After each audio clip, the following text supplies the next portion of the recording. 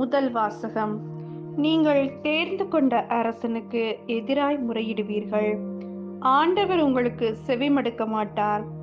Samuel முதல் நூலிலிருந்து வாசகம். அதிகாரம் 8, இறை வசனங்கள் 4 முதல் 7, 10 முதல் 22. அந்நாட்களில் இஸ்ரேலின் பெரியோர் அனைவரும் ஒன்று கூடி சாமுவேலிடம் ராமாவுக்கு வந்தனர். அவர்கள் அவரிடம், இதோ உமக்கு வயது முதிர்ந்து விட்டது, உம் புதல்வர்கள் உம் வழிமுறைகளில் நடப்பதில்லை. ஆகவே அனைத்து வேற்றினங்களிடையே இருப்பது போன்று ஓர் அரசனை நியமித்தரலும் என்று கேட்டுக்கொண்டனர். எங்களுக்கு நீதி வழங்க ஓர் அரசனை தாரும் என்று அவர்கள் கேட்டது சாமுவேலுக்கு தீயதெனப்பட்டது. சாமுவேல் ஆண்டவரிடம் வேண்டிக் கொண்டார். ஆண்டவர் சாமுவேலிடம் கூறியது, மக்கள் கூறலையும் அவர்கள் உன்னிடம் கூறுவது அனைத்தையும் கேள். ஏனெனில் அவர்கள் உன்னை புறக்கணிக்கவில்லை, அவர்களை நான் ஆளாதபடி என்னைத்தான் புறக்கணித்து விட்டனர். ஓர் அரசன் வேண்டும் என்று தம்மிடம் கேட்ட மக்களுக்கு சாமுவேல் ஆண்டவர் கூறிய அனைத்தையும் கூறினார். உங்கள் மீது ஆட்சி செய்யும் அரசனின் உரிமைகளாவன, அவன் உங்கள் புதல்வர்களை தன் தேரோட்டிகளாகவும் தன் குதிரை வீரர்களாகவும் வைத்துக் கொள்வான். அவர்களை தன் தேர்களுக்கு முன் ஓடச் செய்வான்.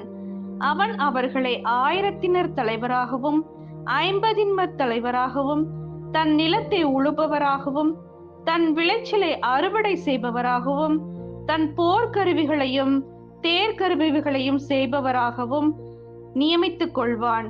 மேலும் அவன் உங்கள் புதல்வியரை பரிமள தைலம் செய்கிறவர்களாகவும் சமைப்பவர்களாகவும் அப்பம் சுடுபவர்களாகவும் வைத்துக் கொள்வான்.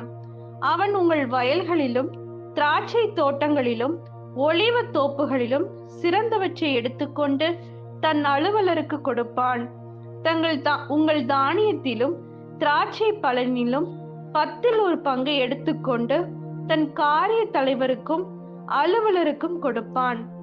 உங்கள் வேலைக்காரரையும் வேலைக்காரிகளையும் உங்கள் கால்நடைகளில் சிறந்தவற்றையும் உங்கள் கழுதைகளையும் தன் சொந்த அலுவலுக்காக பயன்படுத்துவான். உங்கள் மந்தைகளில் 10 ஒரு பங்கு எடுத்துக்கொள்வான். நீங்கள் அவனுக்கு பணியாளர்களாயிருப்பீர்கள். அந்நாளில் நீங்களே உங்களுக்காக தேர்ந்து கொண்ட அரசனை முன்னிட்டு முறையிடுவீர்கள். அந்நாளில் ஆண்டவர் உங்களுக்கு செவி கொடுக்க மாட்டார்.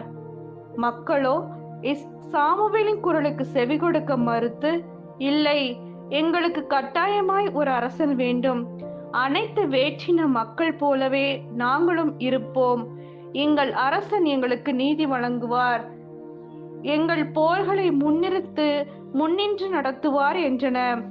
மக்கள் கூறியவை அனைத்தையும் சாமுவேல் கேட்டு அவற்றை ஆண்டவர் காதில் போட்டு வைத்தார். ஆண்டவர் சாமுவேலிடம் கூறியது, அவர்கள் குரலுக்கு செவி கொடுத்து அவர்கள் மீது ஒரு அரசனை ஆளச் செய். இது ஆண்டவரின் அருள்வாக்கு. இறைவா, உமக்கு நன்றி.